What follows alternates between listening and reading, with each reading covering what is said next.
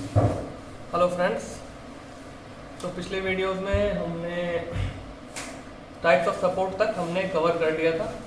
अब हमारी आज की वीडियो में हम पहले थोड़ा एफपीडी के बारे में बात करेंगे। हमने ऐसे बात करा हुआ है एफपीडी के बारे में, तो अब ये बहुत इंपॉर्टेंट है हमारे न्यूमेरिकल के लिए। तो हम कुछ बॉडीज देखेंगे उसकी और उसकी फ्री बॉडी डायग्राम बनाने की कोशिश करेंगे। ठीक है, तो ये आप लोग ट्राई कीजिएगा खुद से भी मेरे साथ साथ।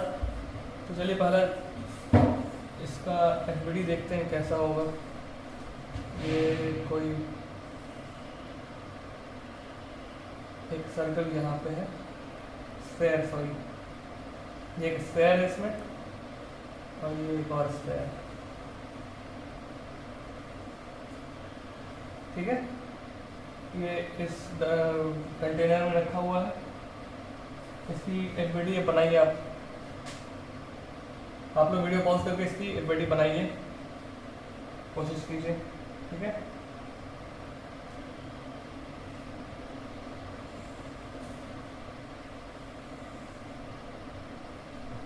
एक बॉडी यहाँ है, एक स्फेयर यहाँ। तो सबसे पहले क्या होगा, इन दोनों का वेट जो है वो नीचे की तरफ लगेगा।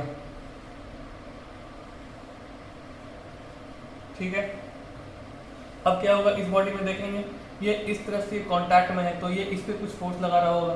ठीक है, तो ये वाला जो वॉल है ये भी इस पे कोई फोर्स लगाएगा। तो हम क्या, हमें रिएक्शन लेना है सिर्फ।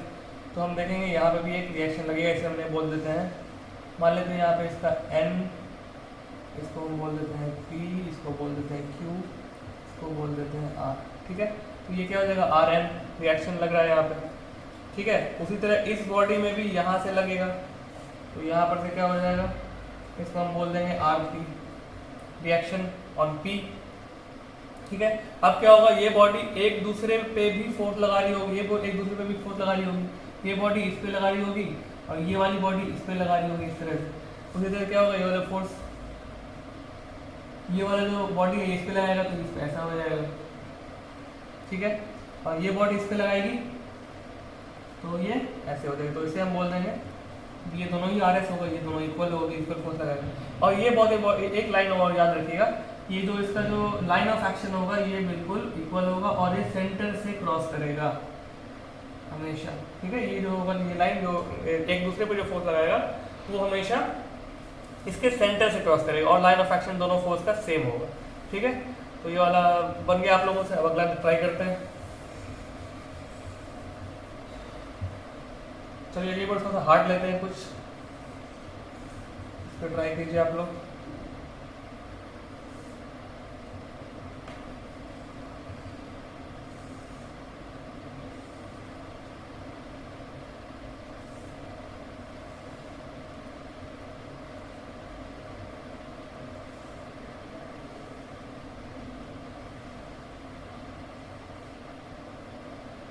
यहाँ पे पिन जॉइंट लगा हुआ है। ठीक है, और ये कोई सरफेस है,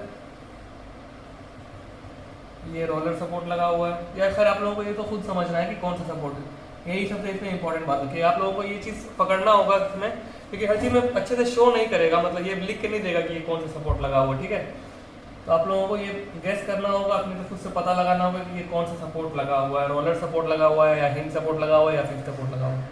ठीक है, तो चलिए, और इसका कुछ एंगल भी दिया हुआ है, शायद ये दिया हुआ है 30 डिग्री। ठीक है, तो कहाँ का पहले देखेंगे, ये कौन सा सपोर्ट है, यहाँ पे ये पिन सपोर्ट है, यहाँ पे हिंज सपोर्ट बोल सकते हैं। और ये कौन सा सपोर्ट है, यहाँ पे रोलर सपोर्ट है। ठीक है, तो हमें पता है पिन सपोर्ट में क्या होता है, पिन सपोर्ट में मोमेंट जो होता है वो हो सकता है, बाकी दोनों जो एक्स डायरेक्शन में और वाई डायरेक्शन में वो होता है वो ब्लॉक होता है उसका मूवमेंट। ठीक है, तो उसी तरह देखेंगे। अब इसका एफबीडी ड्रॉ करते हैं।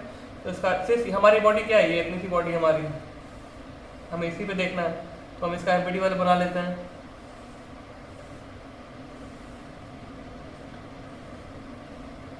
ठीक है, हमने इसको क्या कर दिया, इस पूरे सिस्टम से आइसोलेट कर दिया। अब सबसे पहले क्या देखेंगे, यहाँ पे हमारा कौन सपोर्ट है, पिन सपोर्ट है। तो पिन सपोर्ट में क्या होता है, ये ऐसे तो मूव कर सकता है, मोमेंट तो इसमें हो सकता है, मगर इसका क्या ब्लॉक है, इसका एक्स और वाई डायरेक्शन में जो है वो ब्लॉक होता है। इसलिए क्या होगा, इसमें रिएक्शन कैसे लगेगा, एक्स डायरेक्शन में और वाई डायरेक्शन में।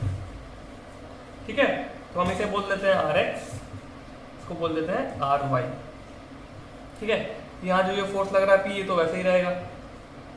ठीक है, अब क्या देखते हैं, ये कौन सा सपोर्ट है, ये रोलर सपोर्ट है।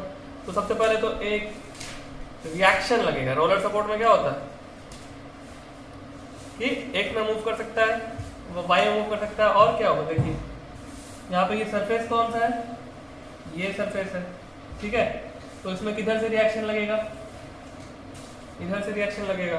ठीक है, अब ये एंगल कितना होगा इस रिएक्शन का, ये बताइए, ये एंगल कितना होगा। हमने देखा ये हमें दिया हुआ ये वाला एंगल कितना 30 डिग्री है, और ये हमें पता है कितना होगा 90 होगा, क्योंकि कोई भी रिएक्शन फोर्स लगता है वो हॉरिजॉन्टल से परपेंडिकुलर जाता है। तो ये 90, ये 30, तो ये कितना 60। ठीक है, तो ये हमारा एंगल कितना आएगा इसमें 60 डिग्री। ये हमारा इसका वीडियो हो गया। ठीक है,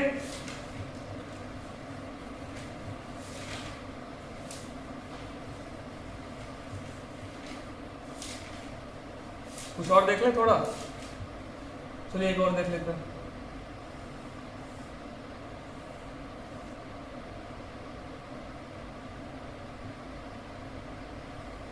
एक स्फेयर है यहाँ, एक और स्फेयर है, सॉरी वो टच नहीं दोनों।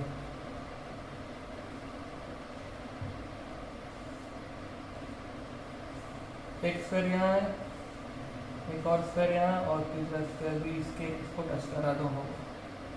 ठीक है, ये ए है, ये बी है, ये सी है। ठीक है, अब इसका एफबीडी बनाना है तो बहुत आसान है। क्या करेंगे, हम तीनों बॉडी को अलग अलग करेंगे पहले, ये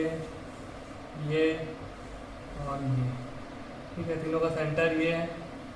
ठीक है, तो सबसे पहले देखेंगे बाहर से क्या क्या फोर्स लग रहा है। पहले तो इस पे लगेगा, ये लगेगा। ठीक है, इसका वेट लगेगा तीनों का नीचे की तरफ, ये लगेगा, ये रिएक्शन लगेगा। ठीक है, बाहर से इतना ही लगेगा, इस पे बाहर से कोई फोर्स नहीं लगेगा, इस पे इस बॉडी का लगेगा। ठीक है, तो वो हम इसमें देखेंगे। तो सबसे पहले हमारा तीनों का वेट लग रहा है, वेट लगेगा इस पे, इसको क्या बोलेंगे डब्ल्यू ए, और ये डब्ल्यू बी है ना, W B, W C and W A. Weight लग रहा है तीनों का, हमने बना दिया वेट। अब क्या लग रहा है, इस पे रिएक्शन लगेगा। ठीक है, हम इसको कुछ नाम देते हैं, आर बी बोल देते हैं, चलो। इस पे लगेगा आर सी, एंड इस पे नहीं लगेगा, ये तो सरफेस नहीं है ना टच करने, ये टच नहीं कर रहा ना नीचे, इस पे वेट लगेगा, फिर रिएक्शन इसका लग रहा है। अब देखते हैं, ये बॉडी इस सरफेस के कांटेक्ट में, तो इधर लगेगा। ठीक है, इसको हम नाम देते हैं पी क्यू। ठीक है, इस पे क्या लगेगा आर पी, और इधर से क्या लगेगा ये क्यू, तो आर क्यू। ठीक है, अब देखिए, अब ये बॉडी में मान लेते हैं, इसको माना लेते हैं एम, ये बोल देते हैं एन। ठीक है, तो ये बॉडी इस पे लगाएगी फोर्स, और ये बॉडी इस पे फोर्स लगाएगी।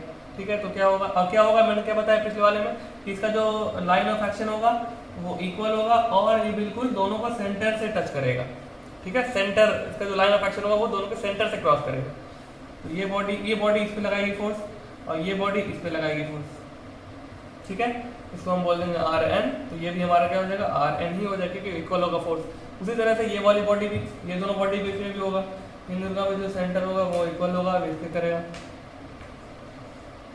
ये इधर और ये इधर। इसको हम क्या बोलेंगे आर एम, इसको क्या बोलेंगे आर एम। तो इसी तरह से हमारा फ्री बॉडी डायग्राम बनेगा। ठीक है, तो आप लोगों को समझ में आ गया। आप लोग और बुक से देख करके, एग्जाम्पल से देख के बनाइए इसका, और इसको प्रैक्टिस कीजिए। अब आगे चलते हैं हम लोग।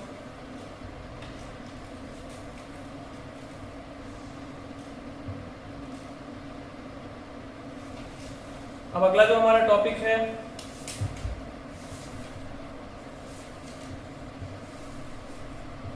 Equilibrium of a two force system. मतलब के जब किसी बॉडी पे दो फोर्स लग रहा है तो उसका इक्विलिब्रियम कब होगा, मतलब दो फोर्स वाला बॉडी, जब दो फोर्स लग रहा है तो इक्विलिब्रियम का केस क्या होगा। तो इसका लिखिएगा, एक मान लेते चलिए, इसको पहले ये लिख लीजिए, if the body is subjected to two force system to force and body is in equilibrium, then two force must have the same magnitude, line of action and opposite in direction. इसका मतलब क्या हुआ कि अगर कोई body पे दो force लग रहा है और वो बॉडी इक्विलिब्रियम में है, मतलब क्या होगा इसका कि वो जो दो फोर्स होगा वो सबसे पहले तो उसका मैग्नीट्यूड सेम होगा दोनों फोर्स का, दूसरा चीज लाइन ऑफ एक्शन सेम होगा और तीसरी चीज डायरेक्शन उसका जो होगा वो ऑपोजिट होगा। ठीक है, मतलब कि कोई ये मान लेते हैं बॉडी है, इस पे एक फोर्स इधर से लग रहा है, इस पे एक फोर्स इधर से लग रहा है। ठीक है, तो क्या होगा इन दोनों का जो मैग्नीट्यूड होगा वो सेम होगा। ठीक है, दोनों का सेम मैग्नीट्यूड, अगर 10 न्यूटन है तो ये भी 10 न्यूटन होगा। ठीक है, लाइन ऑफ एक्शन सेम होगा, तो देखिए ये लाइन ऑफ एक्शन सेम है इसका। ठीक है, ये लाइन ऑफ एक्शन सेम है। और तीसरी चीज क्या होगी, ऑपोजिट डायरेक्शन होगा, तो देखिए इसका डायरेक्शन किधर है, लेफ्ट टू राइट, इसका डायरेक्शन किधर है, राइट टू लेफ्ट, तो इसका डायरेक्शन ऑपोजिट होगा। तो इसको हमेशा याद रखना इस बात को कि जब भी दो फोर्स होगा वो अगर इक्विलिब्रियम में बॉडी है तो ये वाला केस जरूरी है, ये दोनों होगा ही। अगर इसमें से कोई चीज नहीं है, अगर मैग्नीट्यूड सेम नहीं होगा तो वो इक्विलिब्रियम में नहीं आ सकता, या लाइन ऑफ एक्शन अगर अलग है तो भी वो इक्विलिब्रियम में नहीं आएगा। ठीक है,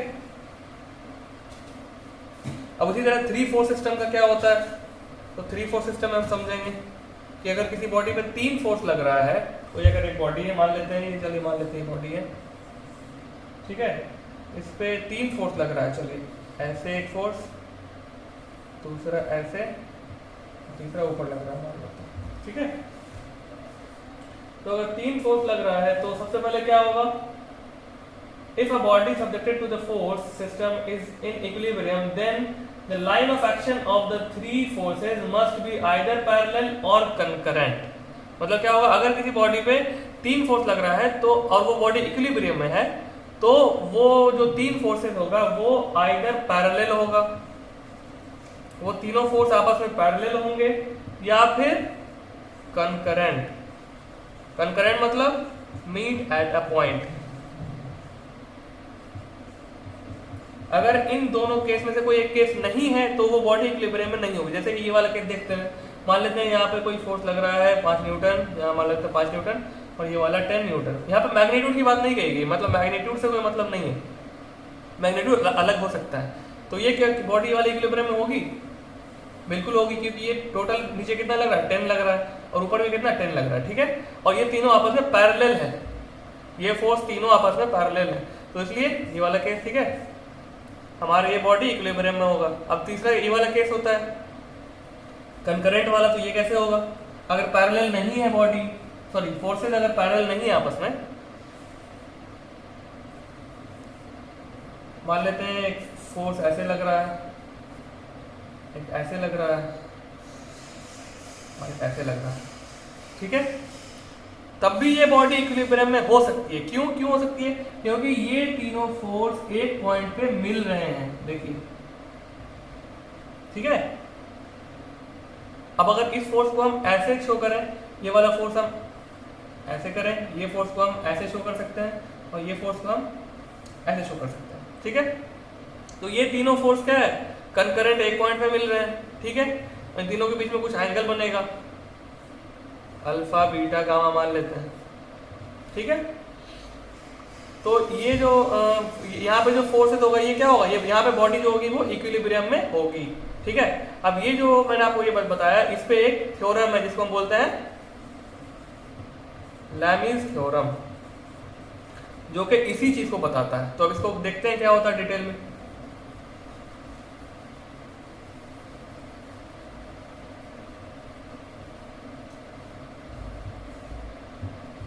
तो बात करेंगे लैमीज थ्योरम के बारे में। तो ये थ्योरम है, ये कहता है कि कोई बॉडी है, ठीक है, उस पे क्या हो रहा है, तीन फोर्स लग रहा है, तीनों कंकरेंट है। मैं इसमें सेंटर यहां मान लेता हूं, ठीक है, तीनों कंकरेंट है, मतलब कि मीट एट अ पॉइंट, ठीक है। और तीनों का जो एंगल, इस फोर्स को मैं ऐसे शो कर सकता हूं ना, ठीक है। और तीनों का जो एंगल मैं मान लेता हूं θ1, θ2, θ3, ठीक है। तो ये जो थ्योरम है ये ऐसा कहता है कि ये F1 है, ये F2 है और ये F3 है, ठीक है। तो इस थ्योरम के हिसाब से F1 upon sine θ1 is equal to F2 upon sine θ2 is equal to F3 upon sine θ3। मतलब क्या हुआ इसका, ये फोर्स, ये जो F1 लग रहा है उसके सामने में जो एंगल है, F1 के सामने में कौन सा एंगल है, θ1, तो F1 के सामने थीटा एंगल, उसका sine F1 upon sine θ1, F1 upon इसके सामने वाला एंगल का साइन θ1, वो इक्वल होगा F2 अपॉन साइन θ2, क्योंकि F2 के सामने में कौन सा एंगल है, θ2, तो sine θ2 is equal to F3 upon sine θ3, ठीक है। तो ये रिलेशन हमें याद रखना है, हमारे न्यूमेरिकल इससे सॉल्व होंगे, जिसमें कि तीन, और ये लैमीज थ्योरम का क्या है, इसमें कंडीशन लगा हुआ है, ठीक है। क्या क्या कंडीशन है कि एक तो बॉडी में तीन, मतलब तीन फोर्सेस वाले सिस्टम, जब जिस सिस्टम में तीन फोर्स हो गया उसके लिए हम अप्लाई कर सकते हैं, ठीक है। दूसरा कंडीशन ये है कि कंकरेंट फोर्सेस होना चाहिए, तो तीन फोर्स होना चाहिए और कंकरेंट होना चाहिए, तभी हम लैमीज थ्योरम अप्लाई कर सकते हैं, ठीक है। कोई क्वेश्चन अगर आया तो, ठीक है, ये समझ गए। चलिए आगे चलते हैं। अब कुछ क्वेश्चंस प्रैक्टिस कर लेते हैं।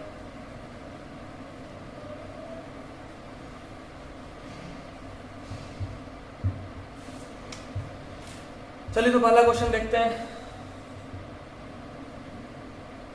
क्वेश्चन नोट कीजिए, बहुत इंपॉर्टेंट क्वेश्चन है। A fixed crane has a mass of 1000 kg and is used to lift a 2400 kg crate. It is held in place by a pin at A and rocker at B, ठीक है।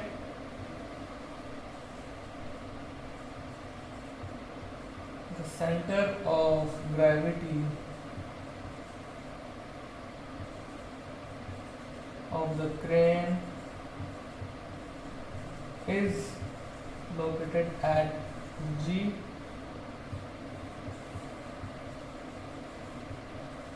Determine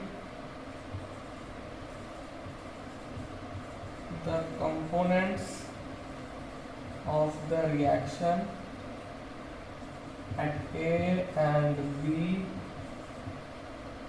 और हमें G लेना है 10 metre पर second square. और इसका figure क्या है ये देख लेते हैं। ये एक सरफेस है, इस पर कोई क्रेन लगा हुआ है,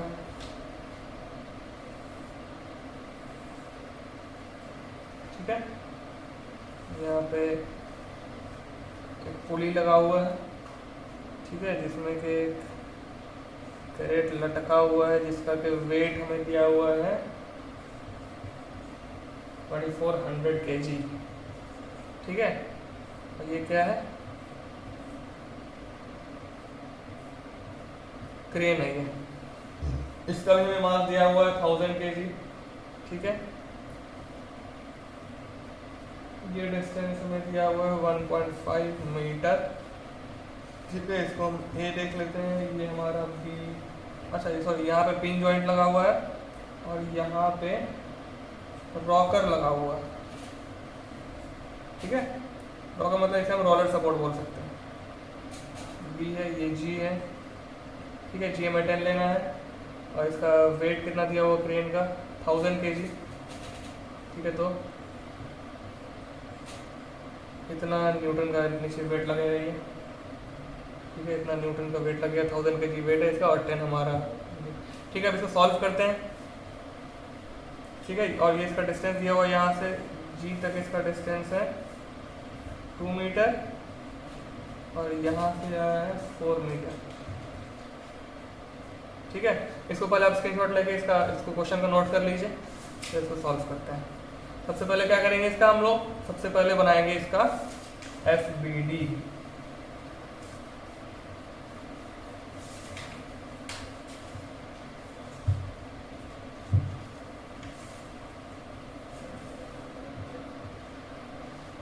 तो हमारा बॉडी कैसा है, कुछ इस तरह का।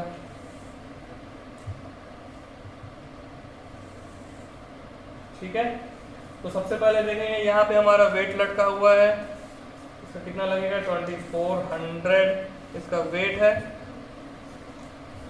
तो इसका कितना लगेगा, इसमें कितना न्यूटन का फोर्स लगेगा नीचे।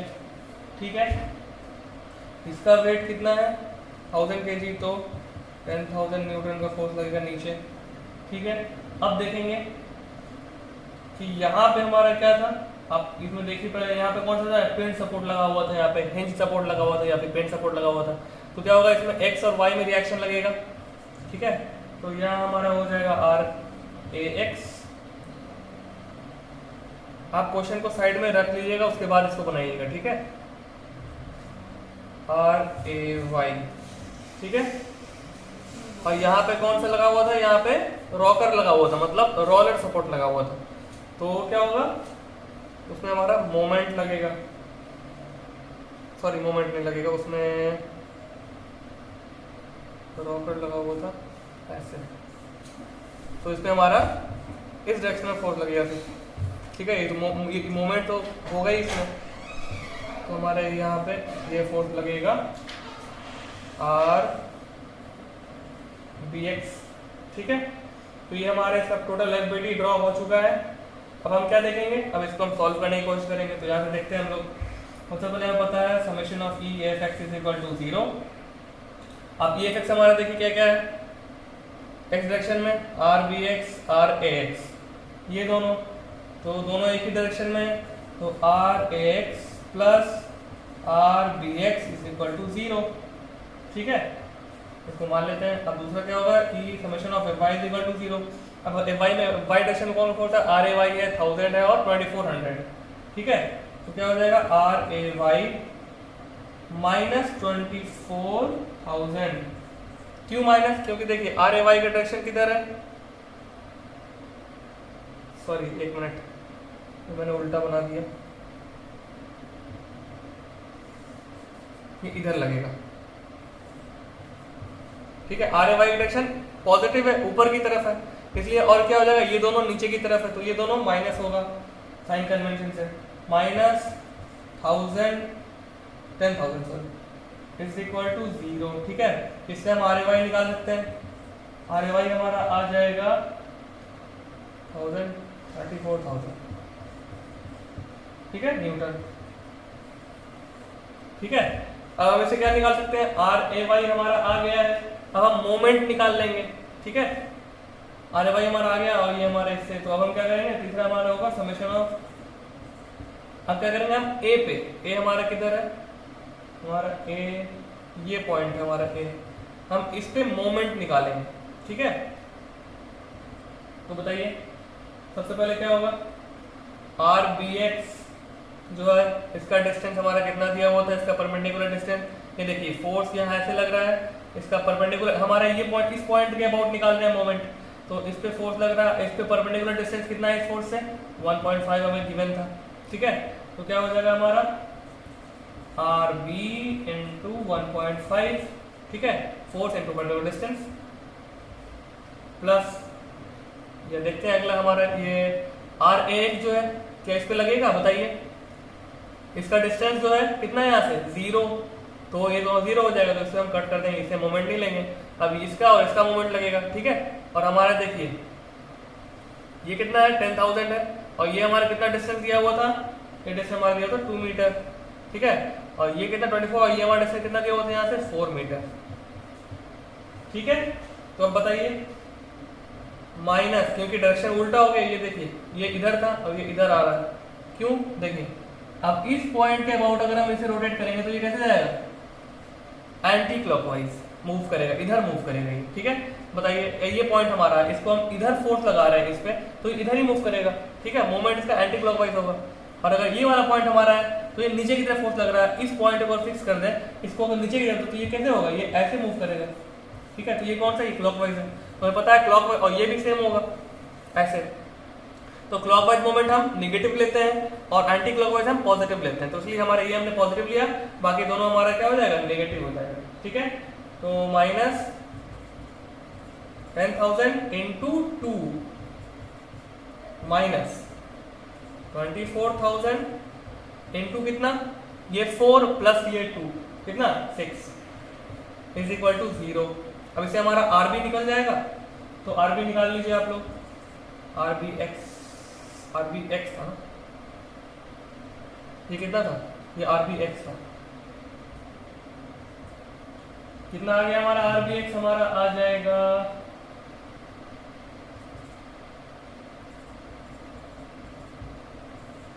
आप लोग सॉल्व कर लीजिएगा, मैंने इसको निकाल के रखा हुआ था, कितना आ जाएगा, ठीक है। हमारा आर बी एक्स आ गया देखिए, और हमारा आर एक्स से निकल जाएगा, तो बताइए आर एक्स कितना आएगा, R B X plus R X is equal to 0, हमें पता है, और हमें पता है आर बी एक्स हमारा इतना आ गया, तो R X is equal to 10,9333.33 इतना ही आ जाएगा ना, इधर जाएगा तो 0 इधर, ये सिर्फ नेगेटिव आ जाएगा, ठीक है। तो हमारा ये आर बी एक्स आ गया, आर एक्स आ गया, दोनों का मैग्नीट्यूड सेम है, बस ऑपोजिट इन डायरेक्शन होगा, ठीक है। आर बी एक्स और आर ए एक्स, तो इनका डायरेक्शन एक का, ठीक है। ये देखिए इसका डायरेक्शन ये उल्टा होगा, ये इधर लगेगा, तो हमने जो अज्यूम किया था इधर, ये इधर लगेगा, ठीक है। इसका मैग्नीट्यूड निकल गया, ठीक है। तो ये वाला क्वेश्चन समझ में आ गया आप लोगों को, इसको मिटाते हैं। ये क्वेश्चन तो वैसे थोड़ा सा हाई लेवल का था, आप लोग जो बुक में ट्राई करेंगे बीटेक वालों के लिए, मतलब ये गेट लेवल का था, मतलब इसमें इस तरह का क्वेश्चन गेट में आता है बेसिकली। आप लोग अगर बीटेक के लिए देख रहे हैं तो उसमें तो इससे आसान क्वेश्चन आएगा, वो आप लोग अपने बुक से भी ट्राई कर सकते हैं, अगर इसको बना लीजिएगा तो वो सब आसान लगेगा, ठीक है। चलिए एक और क्वेश्चन करते हैं। A man raises a 10 kg joist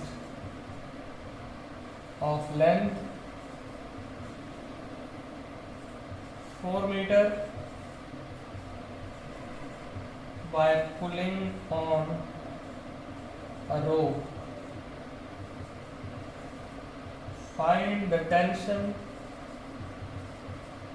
P in the rope. इसमें भी क्या करना है जी, हमारा इसमें 10 मीटर पर सेकेंड स्क्वायर, ठीक है, ये गिवन है। तो क्या बोल रहा है क्वेश्चन में, इसको फिगर बना लेते हैं। क्वेश्चन में जो फिगर दिया हुआ है, ठीक है, ये कोई ऐसे है, ये कोई यहाँ बंदा खड़ा हुआ है, ठीक है। तो ये क्या हो रहा है, ये रोप पकड़ के खींच रहा है, और ये कोई, ठीक है, ये रोप से इसको खींच रहा है, ठीक है।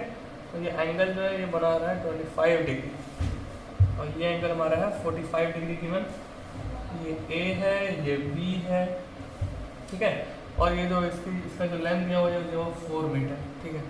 इसको जॉइस्ट बोलते हैं। क्या बोलता है, man raises a 10 kg joist, इसका वेट भी दिया हुआ 10 kg, ठीक है, of length 4 metre by pulling a rope. ये बंदा इसको रोप से खींच रहा है। Find the tension T in the rope. अब इसमें टेंशन क्या होगा, टी, ये हमें निकालना है, ठीक है। बाकी सब कुछ दिया हुआ, ये 4 मीटर है, ये 45 है, ये 25 है, ठीक है। तो अब देखेंगे इसके साथ पहले क्या करेंगे हम, एफबीडी बनाएंगे। तो अब क्या करेंगे हम, इसका फ्री बॉडी डायग्राम ड्रॉ करते हैं। तो ये हमारा ऐसे है बॉडी, ठीक है। यहाँ पर से टेंशन लग रहा है ऐसे, ठीक है। और ये कितना डिग्री है यहाँ से, ये 25 डिग्री इससे है, ठीक है।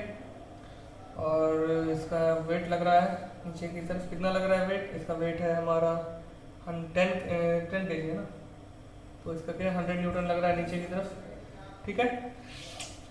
अब यहाँ पे क्या लग रहा है, देखिए यहाँ पे कौन सा सपोर्ट लगा हुआ है, पिंड सपोर्ट, ठीक है। ये बॉडी ऐसे मूव करेगी, ठीक है, ऐसे मूव कर रही है ना ये, तो इसे हम ये में यहाँ पे समझना पड़ेगा कि ये कौन सा यहाँ पे सपोर्ट लगा हुआ है, ठीक है।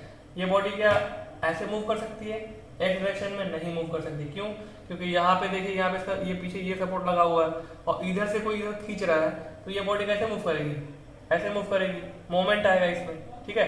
तो यहाँ पर मोमेंट हो पा रहा है और एक्स और वाई डायरेक्शन में मूवमेंट नहीं हो पा रहा, मतलब ये कौन सा होगा, कैसा होता है इसमें, पिन जॉइंट में होता है ऐसा, ठीक है। तो पिन जॉइंट में क्या क्या लगता है, एक्स में रिएक्शन लगता है और वाई में रिएक्शन लगता है, ठीक है। तो हमने यहाँ पे एक्स में रिएक्शन लगाया, इसको हमने बोल दिया आर ए एक्स, क्योंकि ये ए पॉइंट था, और यहाँ पे वाई में रिएक्शन लगाया, इसको हमने क्या बोल दिया आर ए वाई, ठीक है। अब ये देखिए ये टेंशन है, अब इसका कंपोनेंट होगा, एक्स कंपोनेंट होगा ये इसका वाई कंपोनेंट होगा, ठीक है।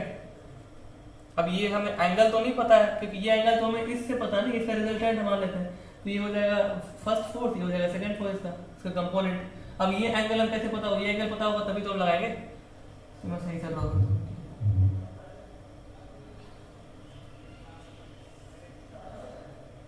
ये हमारा जो टेंशन लग रहा है, ये जो खींच रहा है ये वाला है, ठीक है, बीच वाला, इसका कंपोनेंट मैंने ड्रॉ किया है, ठीक है। और ये एंगल हमें कितना पता है, ये 45 है, ठीक है।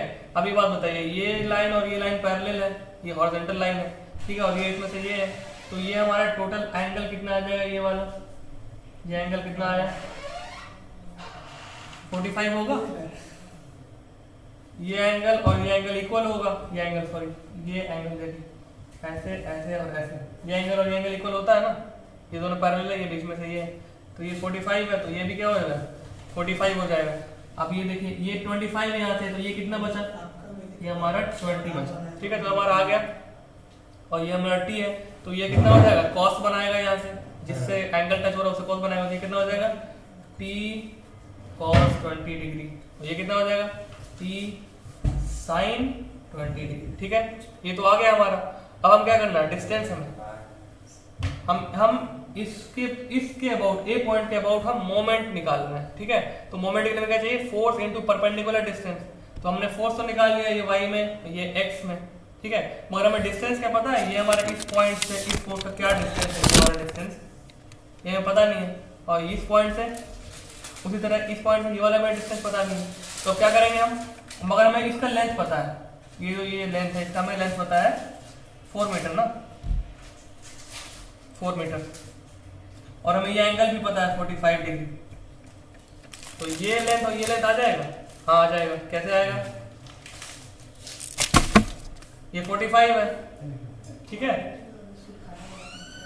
तो ये कितना होगा, ये 4 है, तो ये 45 है, तो ये कितना हो जाएगा 4 cos 45, और ये कितना हो जाएगा 4 sin 45, तो ये हमारा डिस्टेंस कितना आ गया 4 45, ये 4 cos 40। अब क्या करेंगे हम, ए पॉइंट के अबाउट मोमेंट निकाल लेंगे, ठीक है।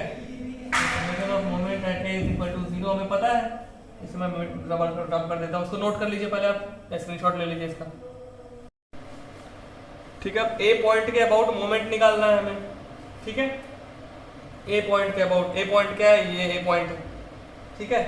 तो अब सबसे पहले देखेंगे फोर्स क्या क्या है, एक ये फोर्स है, सॉरी मैं फ्रेश बना लेता हूँ, एक ये फोर्स है, एक ये फोर्स है, ये इसका टेंशन था टी, ठीक है। यहाँ से एंगल कितना था हमने निकाला था अभी 20 डिग्री आ रहा था, ठीक है। तो ये क्या हो जाएगा टी कॉस 20, ये क्या हो जाएगा टी साइन 20, और ये हमारा डिस्टेंस है, ठीक है।